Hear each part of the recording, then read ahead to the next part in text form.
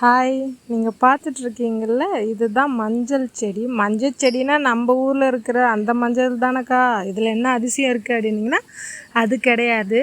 ஏன்னா இது கேரளா மலையில் பெரும்பாதியில் கிடைக்கிற மஞ்சள் செடி. ஐயப்பன் கோயில்கிட்ட பிரசாதம் கொடுப்பாங்கள்ல ஒரு இலை, அந்த இலை தான் இது. பார்த்திங்களா, இந்த இலையில தான் அங்கே ஐயப்பன் சாமிக்கிட்ட பிரசாதம் தருவாங்க, பூ வச்சு.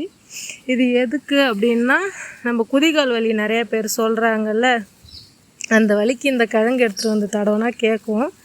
எங்கள் சாமி ஐயப்பன் கோயிலுக்கு போயிருந்தப்போ அந்த ஐயப்பன் கேரளாக்காரங்க ஃபுல்லாக இதை நோண்டிக்கிட்டு இருந்துருக்குறாங்க.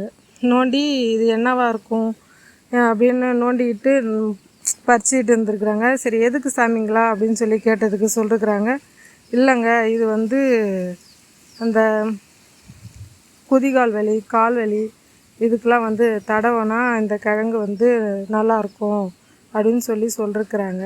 சரி, குதிகால் வலினா எங்கள் வீட்டில் இருக்கிறவங்க கொடுக்கலாமேன்ட்டு எங்கள் சாமி எடுத்துகிட்டு வந்தார். இதை நாங்கள் கண்டினியூவாக தேய்ச்சதில் குதிகால் வலி போயிடுச்சு. இது கேரளாவில் பெரும்பாத மலையில் தான் கிடைக்கும். உங்கள் வீட்டில் எந்த சாமி போனாலும் இதை சொல்லுங்கள். நிறைய பேர் என்கிட்டே சொல்லியிருக்காங்க. நானே எங்கள் வீட்டிலேருந்து இதை பறித்து இந்த கிழங்கு கொடுத்துருக்கேன். குதிகால் வலிக்கெல்லாம் இது நல்லா கேட்கும். நம்ம மஞ்சள் இருக்குல்ல, அதேமாரியே தான் இருக்கும், அதேமாரி தான் செடியும் இருக்கும். ஆனால் வாசனை செம்மையாக வரும். மஞ்சள் கலரில் இருக்காது இந்த கிழங்கு, இந்தமாரி வெள்ளை கலரில் தான் இருக்கும். இது இவ்வளோ அழகாக சூப்பராக வாசனை அப்படியே நம்மளே தூக்குற அளவுக்கு அடிக்கும். அந்தளவுக்கு வாசனை சூப்பராக இருக்கும் இந்த கிழங்குக்கு.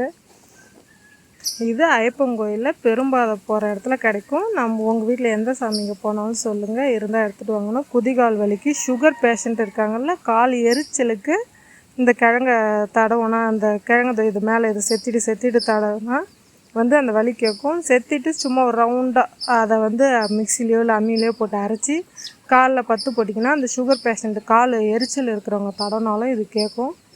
நான் எங்கள் அம்மாவுக்கெல்லாம் கொடுத்துருக்கேன். சரி, குதிகால் வலி தான் கேட்குது, இது கொடுத்து பார்க்க முயற்சி பண்ணோன்னே எங்கள் அம்மாவுக்கும் இது கேட்டிருக்கு. இது ரொம்ப சூப்பராக கேட்கும் அது. அதனால் உங்கள் வீட்டில் எந்த சாமிக்கு போனாலும் நீங்கள் இந்த கிழங்கு அங்கே பெரும்பாதில் போனால் கிடச்சிதுன்னா எடுத்துகிட்டு வர சொல்லுங்கள். இது இப்போ தை மாதம் இந்த சீசனில் போய் பார்த்தா ஏதோ ஒரு செடி தான் இருக்கும். இப்போ நம்ம மண்ணில் விளையிறதுனால இது தழையாக மஞ்சள் செடி மாரி அழகாக இருக்குது. ஆனால் கேரளா பக்கம் போனால் இப்போல்லாம் இந்த வெறும் கிழங்கு மட்டும்தான் தெரியும், கூறுவா மட்டும்தான் தெரியும். ஏன்னா அது மலைப்பகுதியில் அதில் ஒரு மாதிரியாக செழும்பிடும் அப்படின்னு சொல்லிட்டு எங்கள் சாமி சொல்லியிருக்கிறாரு. இப்போ நம்ம மண்ணில் இங்கே தரையில் சமமாக வச்சுக்கிற குத்தம் இது அழகாக செடியாகவே இருக்குது. இது இப்போனா இந்த தை மாதம் ஃபுல்லாக இருக்கும். தை போய் தை மாதம் முடிகிற கட்டத்துலலாம் இந்த செடி இந்தமாரி பழுத்து செழும்பி இதாகிடும், செடியாக இல்லாத மாரி ஆகிடும். அப்புறம் பார்த்தா திரும்பி ஐப்பசி மாதத்தில் புது குருத்து விட்டுட்டு அழகாக வெளியே வரும். நாங்கள் இதுமாரி யூஸ் ஆகுது, நம்மளுக்கு தெரிஞ்சவங்களுக்கெலாம் கொடுக்குறோம், நல்லா கேட்குது அப்படின்னு சொல்லிட்டு இப்போ இது எங்கள் சாமி எடுத்துகிட்டு 7 வருஷம் ஆகுது. நாங்கள் 7 வருஷமாக இதை நாங்கள் மெயின்டெனன்ஸ் பண்ணிக்கிட்டே இருக்கோம். இதேமாரியே விட்டுடுவோம், திரும்பி இதே இடத்துல அகலமாக நாங்கள் ஒரு கிழங்கா வச்சோம், ஒரு செடியாக வந்தது. இப்போ பார்த்திங்கன்னா இதை நோண்டி எடுத்தால் ஒரு 2 கிலோ செடி வரும். அந்த அளவுக்கு இது பரப்பி வந்திருக்கு.